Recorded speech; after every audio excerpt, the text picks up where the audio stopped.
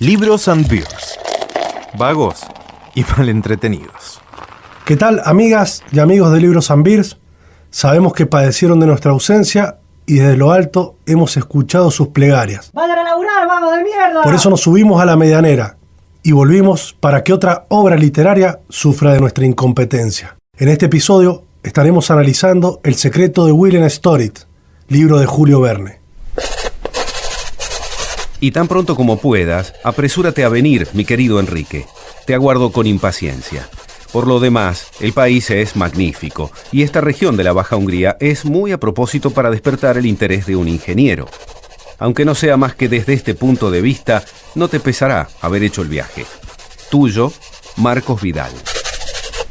El relator del libro, la voz que va justamente enumerando las acciones, es Enrique Vidal, francés, ingeniero. Básicamente la historia consiste en que su hermano, Marcos, un pintor que ha salido de gira por la Europa del Este, concretamente se encuentra en lo que en ese momento era Hungría, pero básicamente Marcos, estando en lo que en ese momento es Hungría, conoce a una chica, Mira Roderich, y se enamora perdidamente. Invita a Enrique, el narrador, a que vaya a conocer a su pareja previo al casamiento, y allí es donde conoce a el hermano de Mira, que es Haralan, que es militar. Conoce al padre, el doctor Roderich, probablemente nunca le digan el nombre, sino el doctor Roderich, y la mujer del doctor, que tampoco la recuerdo, pero probablemente siempre diga la mujer del doctor Roderich. Y por fuera de esos personajes está William Storit, que al fin y al cabo el nombre justamente que el libro es en homenaje a él. Otto Storit, que vendría a ser el padre, que si bien no figura en el libro como un personaje de cuerpo presente, sí se lo nombra varias veces. Y ¿cómo se llama el criado? Herman.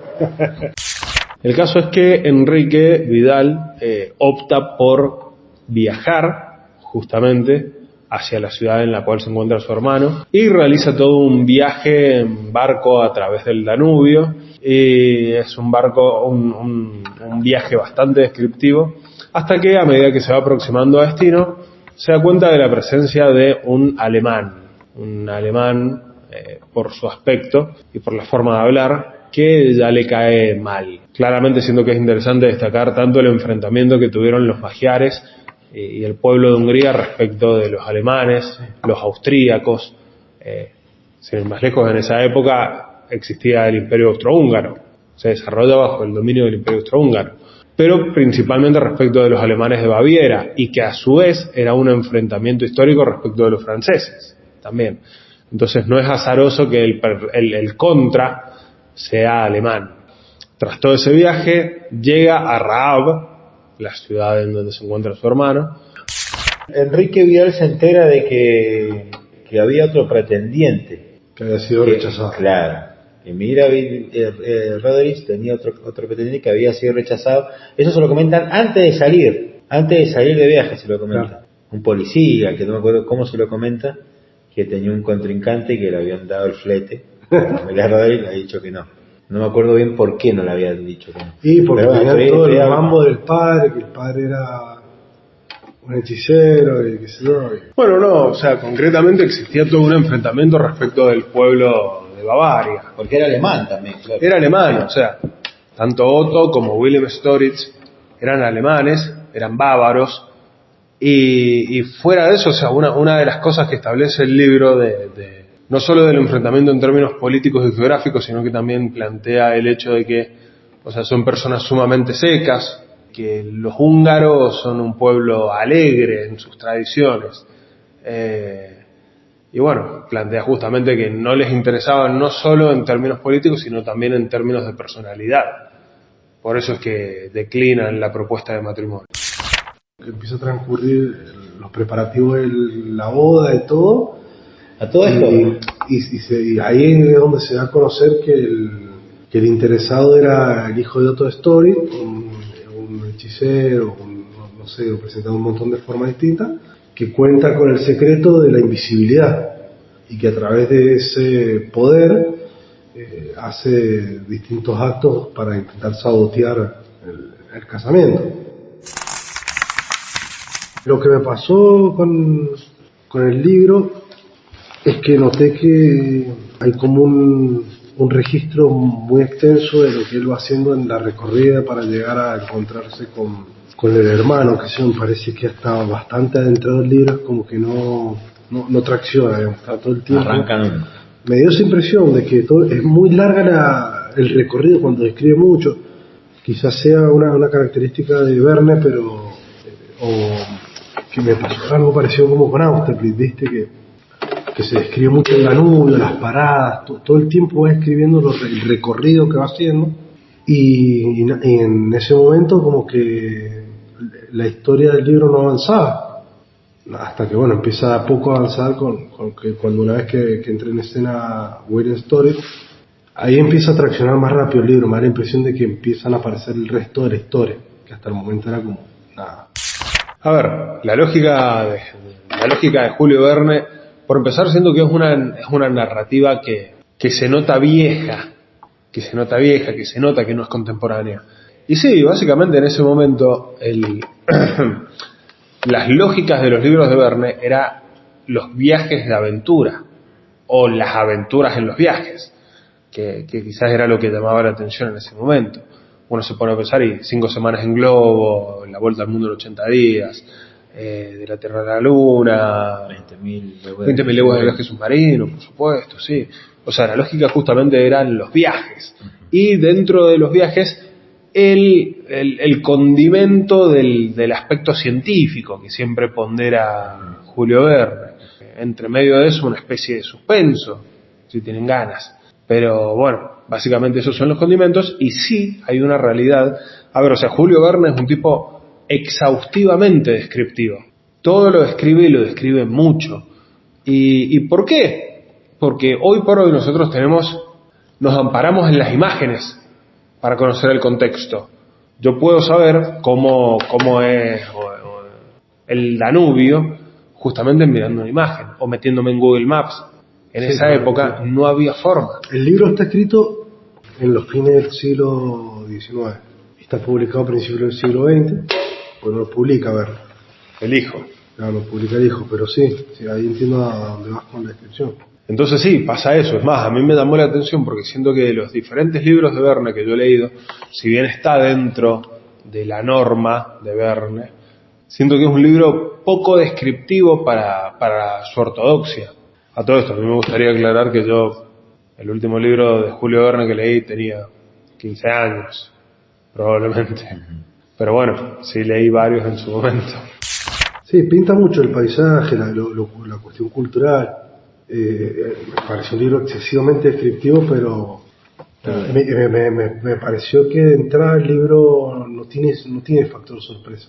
Como que por ahí me parece que él te deja en claro lo que está pasando y como que hasta que termina vos ya sabés quién es el tipo, quién está haciendo las cagadas, todo. Me pareció como eso, como que el factor sorpresa era nulo, digamos. Yo sabía, todos sabíamos quién era Wayne Story, menos ellos, y nada, eso como que me malpegaba, me pegaban como siendo loco. Nosotros como lectores sabemos todo lo que pasa y vemos cómo los personajes reaccionan a algo que no pasa. Pero nosotros como lectores sabemos todo lo que pasa. Entonces capaz que por eso también el libro me chocó mucho, porque no era como que no iba a pasar algo más de lo que ya sabía. Sí, el suspenso lo vivían los personajes, uno no lo podía apropiarse porque ya sabíamos lo que pasaba, sabíamos de cierta manera, porque no también es como decía el Muque, es una narrativa que ha quedado como de otra época, y la historia también, no sé cómo la narrativa sería de otra manera si fuera actual, por ejemplo, para contarte la historia de un tipo que tiene el secreto de la invisibilidad. Así todo, me parece una reflexión interesante la que haces, pero lo primero que se me vino a la cabeza es una frase de Alfred Hitchcock, el padre del suspenso moderno. Y esa frase plantea, por supuesto no la estoy leyendo, pero plantea algo así como que pocas cosas generan mayor expectativa que una situación que los espectadores conocen, pero el protagonista de la historia no. Y siempre me quedó ahí justamente eso, o sea, las herramientas te las brinda todas. Yo me hago la idea de que aparte, en esa época, cuando este libro se publica, entre las últimas páginas hay toda una explicación en la ¿Científica? Sí, científica. Hay una explicación en la cual Sí, a ver cómo te lo han... ¿Cómo está ahí? A ver cómo está escrito acá. ¿Cómo está escrito en esa...? Cuando se proyecta sobre un prisma un haz de rayos solares, este se descompone, como es sabido, en 7 colores, cuyo conjunto constituye la luz blanca. Cabe dentro de lo posible que esta gama visible no sea más que una parte del espectro completo. Pueden muy bien existir otros colores que no sean perceptibles para nuestros sentidos.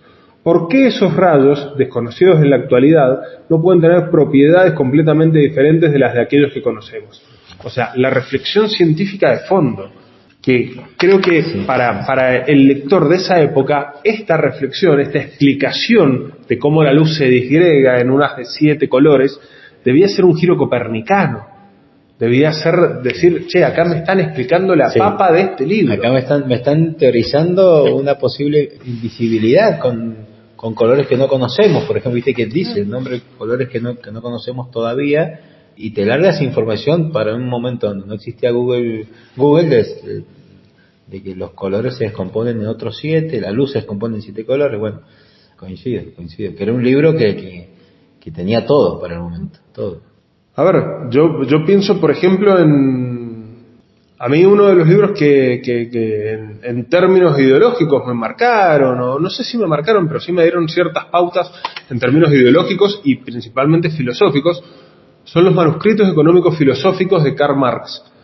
Y que, o sea, no te digo que eran contemporáneos directos, pero sí estamos hablando de mediados a fines del 1800, y Karl Marx plantea que el mundo fue generado por generación espontánea, que se le llamaba en ese momento. O sea, que de un momento al otro apareció. Generatio espontánea. Utiliza ese término. O sea, hay determinada serie de cuestiones científicas que quien las propone, las devela, las propagandiza, es Julio Verne, justamente. Y así como se lo nombra siempre como uno de los de las personas que se anticipó a los viajes al espacio o a los submarinos modernos, por supuesto, o a las excavaciones subterráneas, o bueno, así como fue un tipo que se anticipó a todo eso, ¿por qué no podríamos no podríamos dejar la duda sembrada de que dentro de 50 años quizás se establezca este patrón a partir del cual hay ciertos colores que no se vislumbran? Por supuesto que estoy hablando huevadas, lisa y llanamente, pero o sea, siguiendo los razonamientos de que pasada X cantidad de años surgía un submarino, surgían los viajes a la Luna, claro. ¿Por qué no plantear que dentro de 50 años va a haber posibilidades de invisibilizar? Claro. Y esto ya ha sido una precursora, el libro, como fue el viaje alrededor de la Tierra, y bueno. Tiene todos los condimentos, un poco de misterio, esto de ciencia que se mezcla con el esoterismo del pueblo.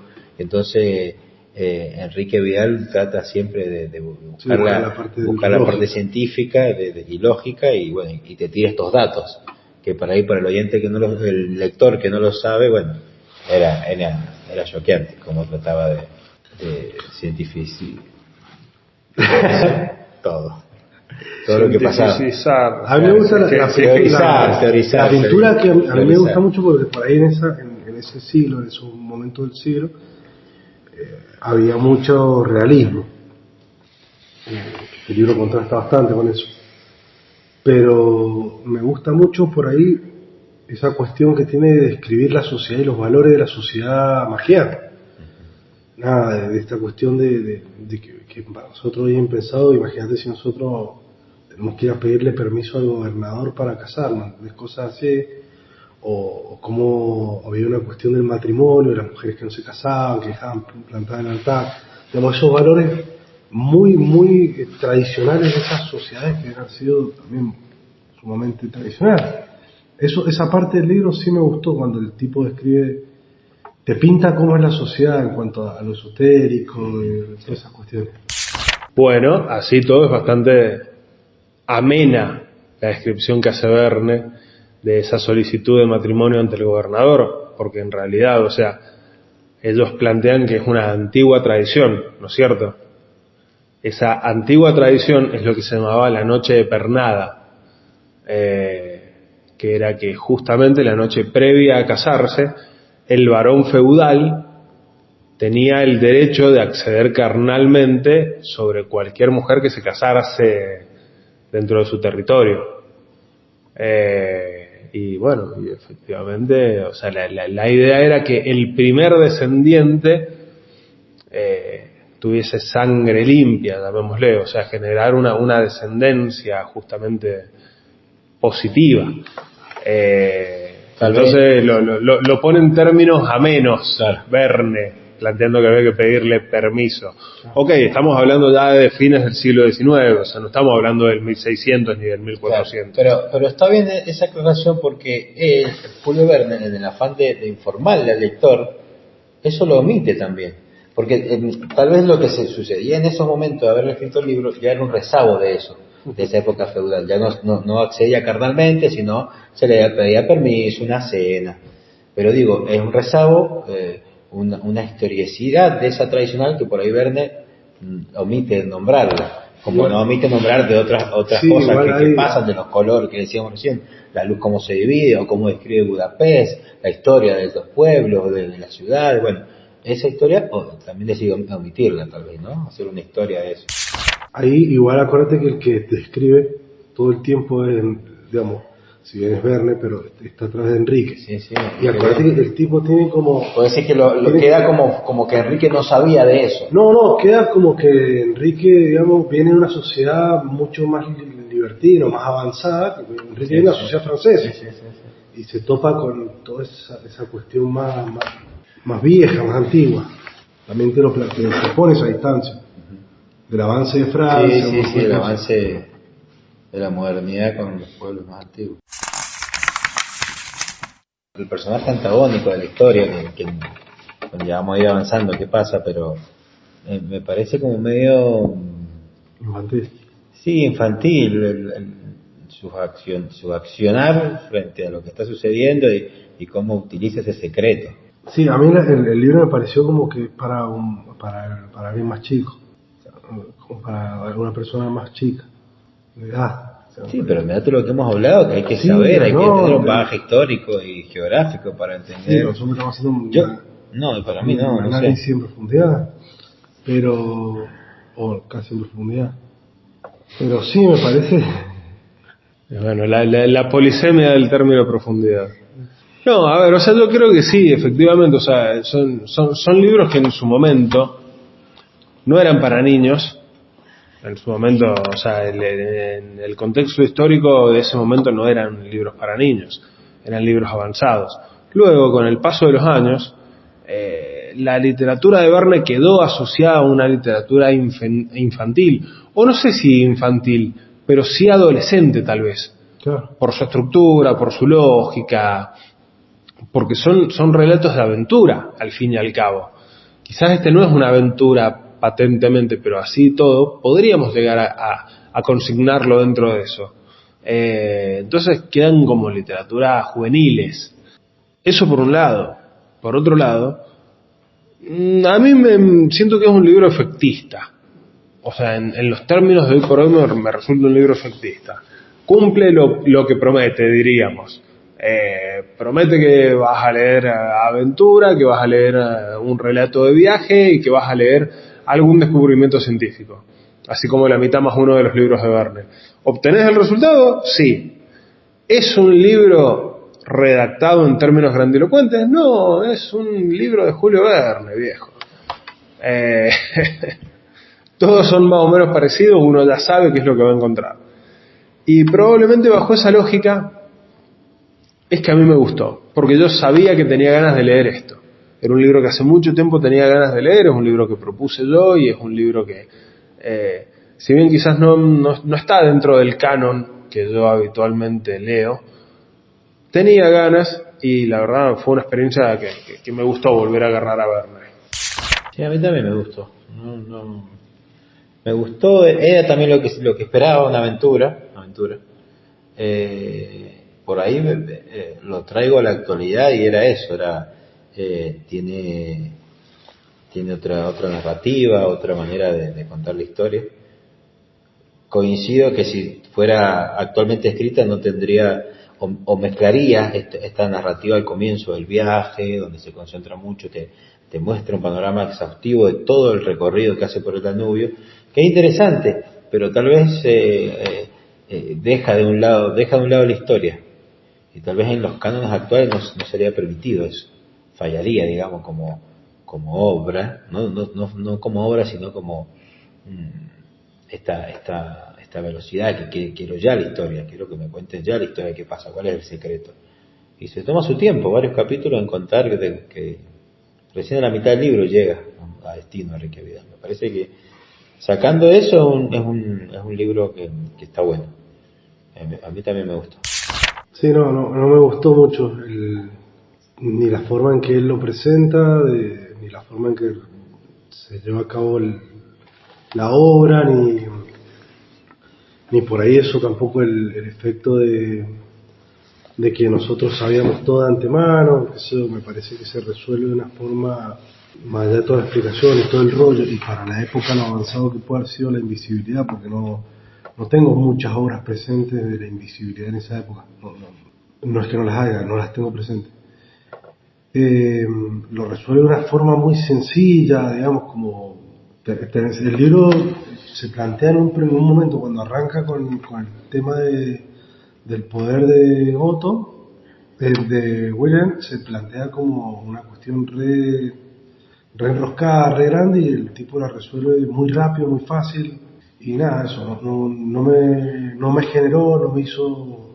generó sensaciones el libro, no me generó el suspenso, porque por ahí vos decís, loco, sabés quién es el tipo, lo tenés enfrente de la nariz, no podés hacer nada, pero no me generó ni el suspenso, ni me generó empatía, ni me generó las sensaciones que sí me generó el libro de José Niemeyer, de sentirse como acompañando al escritor o acompañando a algunos personajes, eso no me lo logró generar. Yo creo que este libro se concentra más en la aventura, y no en los personajes. No conocemos mucho los personajes o sus pensamientos mucho. Solo conocemos lo que Enrique Vidal nos va contando. Es otro libro, totalmente otro libro, otra historia. Tal vez hasta una historia más liviana, que cuenta una historia, una aventura, y como dijo recién el buque, cumple. No. Si ponemos una balanza, obviamente que me gustó más el de Niemens, pero es una aventura donde se plantean las cosas. A mí tampoco, yo no me gusta el objetivo del protagonista antagónico, no lo veo, pero bueno. ¿Qué les pareció la manera, la narrativa, la manera de contar la historia? Ortodoxa. O sea, me parece adecuada al momento histórico en el cual se escribe. A mí me gustan mucho los libros que se escriben en primera persona, pero insisto con lo que dije recién, de que por ahí en primera persona podés vivir más cosas o te transmite la vivencia de otra forma. Entonces me parece que no estuvo muy explotado esa parte, o por lo menos, no sé, será el estilo de Verne, pero a mí me hubiera gustado que se hubiera explotado más esa parte de, fíjate que el hermano está re sufriendo, el tipo está empezando a perder el sentido de la lógica, no comprende bien lo que está pasando, y en ningún momento el se muestra sacado, o se muestra como abatido, o se muestra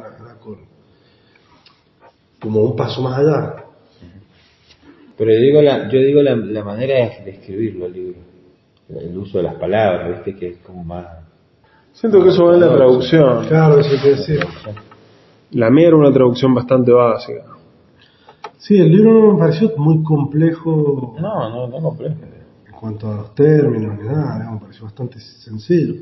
Sí, por ahí nosotros que no venimos de la cultura y no venimos de ese lugar del mundo ni nada, nos cuesta más por ahí entender las cuestiones de los pueblos, de alguien que conozca la independencia de cada país de Europa. Claro. A mí me gustaba la manera en la que se expresaba cada uno, con la manera de cómo se hablaban, con ese respeto, con ese... Me gustaba, me llamaba la atención, me llamaba la atención todo el tiempo que quien decidía con quién se casaba nunca era Mira, era el padre. Ella nunca expresa si realmente estuvo enamorada de William Story, si tuvieron una historia, o si William Story fue simplemente a querer estar con la hija, casarse, etcétera. Pero igual me parece como que ella no lo registra, como que no es que salían y después iba a pedir su boda. ¿Viste? Como que eso es no... como que era al revés, como que venían a pedir la boda y se iban a conocer. Claro, bueno. eso no sé, me hacía ruido eso. Después en un momento habla también de el primer no aparición, digamos, pero sí puesta en escena de la invisibilidad es cuando se comprometen, que llega Enrique Vidal, pasan una semana y hacen la fiesta de compromiso, Claro. que es cuando también en el momento donde culmine la noche sale volando el ramo de flores y se escucha un grito, así un grito muy fuerte. Sí, como gritos así. Claro. Gritos que ahuyentaban. Y un canto, cantaba por ahí una cuestión Sí, un alemana. canto... El canto del odio. Alemán, algo así. Sí. Eso estuvo bien también. El canto del odio, un canto clásico, según expresa Werner. Pero que yo busqué mucho, e inclusive en un momento cita al autor y no lo pude encontrar. Mira que lo busqué en Spotify, lo busqué en Google. Sí, yo tampoco lo veo. No lo pude encontrar. Me dejó muy intrigado respecto de cómo era el canto del odio. Ya está, con un título así quiero escucharlo. Sí me pareció algo muy destacable del libro, que me llamó mucho la atención y me gustó mucho, esa incertidumbre que te da cuando ellos cierran toda la casa para que el tipo no estuviera metido ahí adentro y empiezan a hacer una especie de control de quién entra y quién sale. Pero cuando pasa el primera fiesta, el casamiento, el compromiso, no se revela realmente el poder de visibilidad de él. No se revela eso. O Enrique Vidal lo lleva para un acto de ¿cómo se llama? Sí, de marionetismo. Claro, de marionetismo. Sí. Y queda eso en el pueblo. ¿Cuál es el otro acto de invisibilidad que desprende toda esa locura en el pueblo? Pasan como tres cosas. Primero, la primera noche en la casa. Después, cuando despega los afiches de las iglesias. El campanario. Pero después recién en la boda. No, el campanario Es previo. es previo y sí. ahí es donde se hace público. Digamos, ahí es donde lo sufre, por así decir, el pueblo, que se escandaliza, pero en la segunda noche que van a su casa también pasa, ahí en el patio. Que ahí es donde a mí me genera algo como de incertidumbre, decir, qué loco que estés en una pieza y no sepas si hay alguien más. Y después también pensé mucho en resoluciones rápidas y decir, ¿qué onda que a nadie se le ocurrió, no sé, cuando sentían un ruido o algo, tirar harina, ¿viste? No sé, flasheó un montón de soluciones que nunca las plantean los personajes. Entonces, se logra ver algo, ¿viste? En ese sentido sí me despertó cosas. Bueno, pero ¿cuál es el acto realmente polémico, el de la iglesia? No, a mí me parece que... ¿Qué pasa en la iglesia? Empieza a tocar el tipo de... No, pero eso es antes. ¿En la iglesia qué pasa cuando se está por casar? Tira las velas, grita, Rompe las velas, rompe las velas, las flores. el pastel. Y a ella la agarran de la mano. A Miro la agarran de la mano. Creo y que a él lo se tiran al desmaya. piso. Ajá. Y ella se desmaya. Ya se desmaya. Y ahí es donde empieza que el pueblo realmente toma conciencia de esta invisibilidad. Sí, a veces se sienten vulnerables. Se vuelve, claro, se vuelve La todo sensación de vulnerabilidad tema. es che, ¿qué onda? Se vuelve tema de agenda para todo el pueblo. ¿Sí? Y ahí también tocan otra vez las campanas. Sí. Y ahí y ahí también pasa lo peor, que cuando están charlando en una charla íntima, pensando cómo resolver este tema de William Story y estos poderes que tiene, que también se arma como esto, porque Enrique Vidal y Julio Verne habla también de pueblo, que el pueblo magiar es muy esotérico con estos términos, y él lo trata de llevar a lo científico todo el tiempo, entonces hay como una mezcla. El pueblo se muestra muy esotérico, que algo, el hechicero, que algo está pasando, van a la casa, van a la casa. Story, Lo quieren linchar. Claro. Bueno, ellos también se meten en la casa. De hecho, al lector, no sé si les pasó, pero todo el tiempo te das cuenta que él está ahí. Él está. Sí, cuando entran a revisar la casa, que sabes se que cae... él está. Aunque él no te lo cuente, Enrique Vidal, vos sabes que está ahí. Ahí es donde hay indicios. Sí, ahí es donde yo te decía que nosotros todo el tiempo sabemos y ellos no, ellos pasan por al lado cuando suben las escaleras. Siente un golpe, un empujón. Bueno, y en otro de los momentos donde pasa que él se da a conocer sus poderes en el pueblo, que el tipo se hace como que pasa corriendo a alguien y tira a la gente. En uno de los escapes, que logra escaparse. Y después van a la casa de él. Bueno, y vuelvo a lo que estaba diciendo, que en una de las charlas íntimas se ve que le sacan el sable al Capitán Harald, ¿no es así? Ajá. Se lo saca, William Story se lo saca y lo lastima a Enrique Vidal y le dice que nunca va a tener a Mira o nunca van a estar juntos. Y ahí es donde también se ve, en la casa del doctor Roderick se vuelven extremistas en los cuidados de quién entra y quién sale, ponen una barrera para que no... No, pero me parece que cuando lo atrapan a él, que van a su casa, que van al patio, que encuentran ahí un escondite... Previo a eso hay un momento que los encuentran de casualidad, que van caminando Enrique Vidal y se encuentra... como en una isla. Hablando. Y se encuentra con el policía. Claro. Y el policía estaba escondido. Estaban escondidos y se dan cuenta. Se dan cuenta que ahí se escuchaban ellos hablar. Claro, y ahí se dan cuenta que la invisibilidad también la compartía Herman. Claro. Y cuando los apresan en su casa, que ahí es donde le dan muerte a él, creo que le está haciendo algo a Marcos y los otros, las fuerzas policiales hacen como una cadena humana para que no pueda escapar. Uh-huh.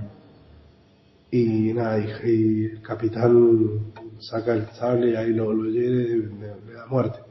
Y ahí es donde se dan en cana a Herman. Ahí hay una parte interesante, que es cuando el tipo, digamos, el ayudante de William se muere, que digamos que lo mata, digamos, ahí se arrepiente el capitán de haberlo matado porque no conocía la cura de la hermana. En uno de los cuidados, que esto de que no entrara nadie en la casa, entra y le da la poción para que se haga invisible Mira. Claro, ellos la buscan por todos lados y no se han dado cuenta que no saben que estaba en la misma... Que ahí es divertido cuando ellos no la encontraban, estaban todos muy angustiados, es divertido cuando ella baja las escaleras hablando y los tipos no ven a nadie. Claro. Entonces ahí empiezan todo como normalidad, como si la vieran, qué sé yo. Sí. Ella, de verdad, ella convive, la familia convive con la invisibilidad por un tiempo. Porque hacen, es verdad eso, me he olvidado. Porque ella estuvo todo el tiempo invisible, pero inconsciente. Claro. Hasta que se despierta. Y cuando se despierta, empieza no la veían los otros. No la veían. No sale de su casa, la tienen ahí. Ella llega a algún lugar y empieza a hablar para que sepan que está. Porque empieza a tener algunas estrategias frente a la invisibilidad para el resto. Me he olvidado de eso, sí. Y ahí cuando lo matan a William Story y al empleado, se dan cuenta que no tiene la pócima para volver a volver de la invisibilidad. ¿Y cómo lo logran eso? No me acuerdo bien, pero hay una parte que habla así como que por el tema de una transfusión de sangre. ¿Se acuerdan que cuando perdió sangre el William Se le ve Se había empezado a visibilizar. Se había empezado a usar. sí.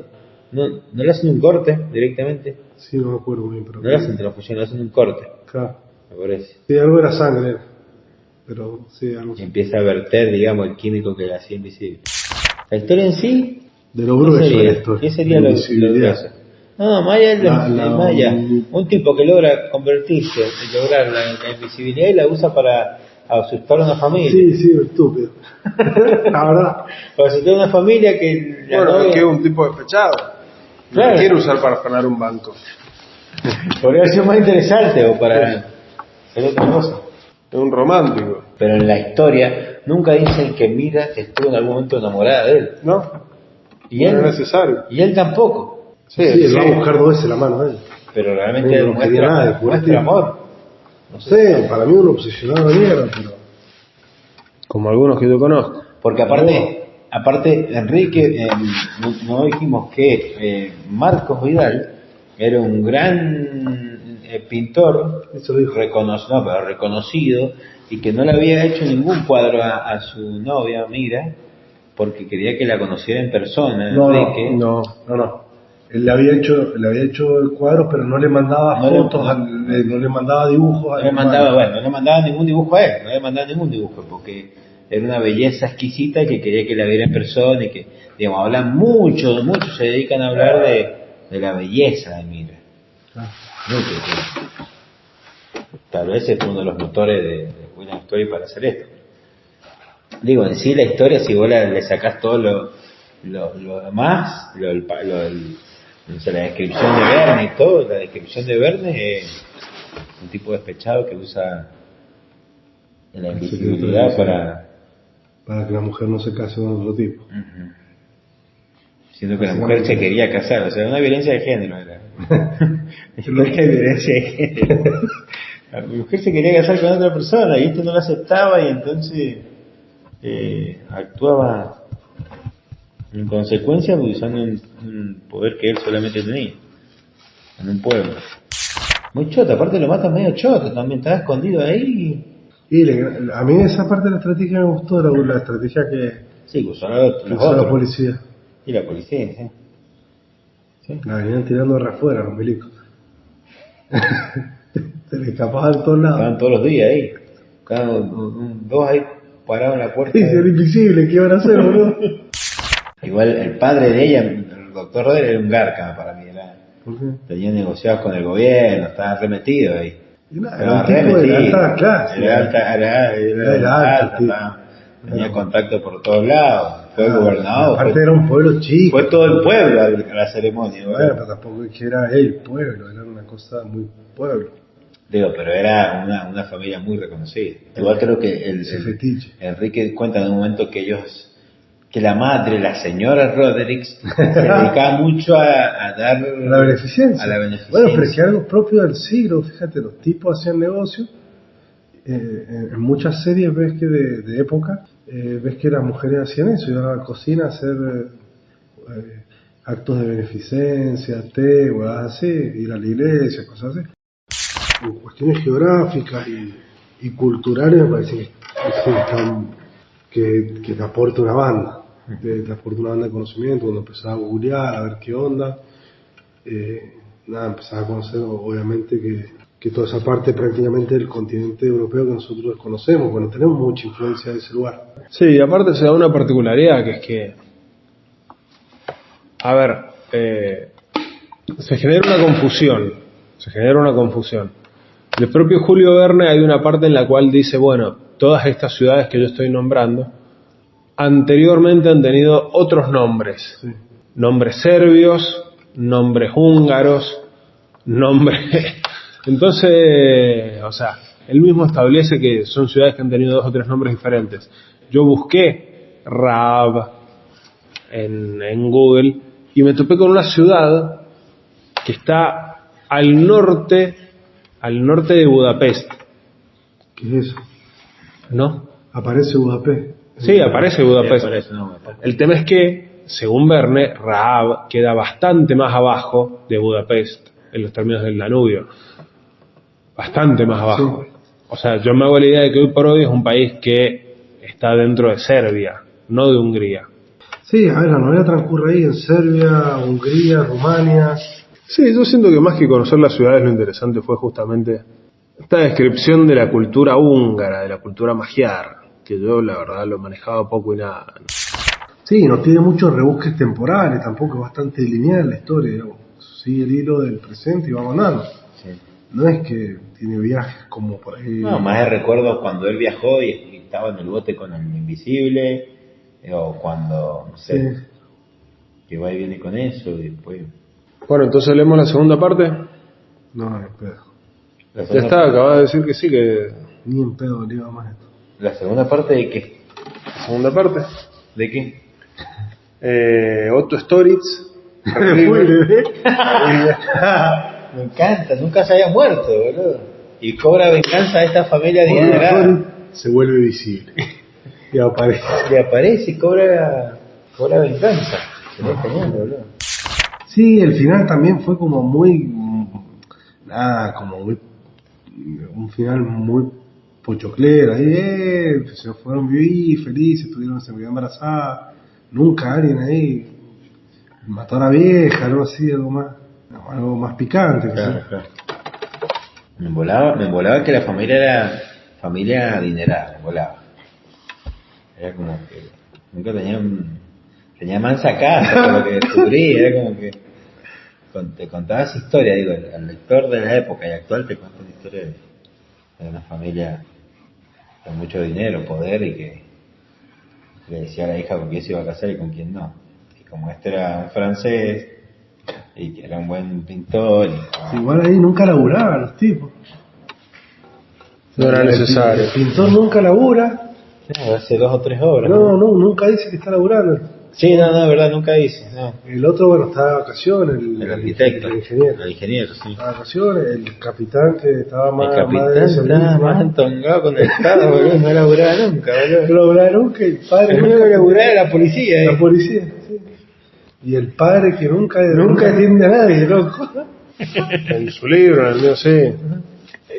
Creo que habla una vez que está en el consultorio, pero nada más. La segunda propuesta de casamiento de Storitz. Ahí está, la segunda propuesta le estaban en un consultorio y que venga al consultorio. Tampoco. No, estaba haciendo una receta. Libros and Beers. Libros and Beers. Un podcast de literatura. Cada tanto nos juntamos, tomamos una cerveza, birra, polarizada, chela, porrón, chicha, fresca. Y hablamos de libros. Descaradamente. Libros and Beers. Seguinos en @Libros and Beers.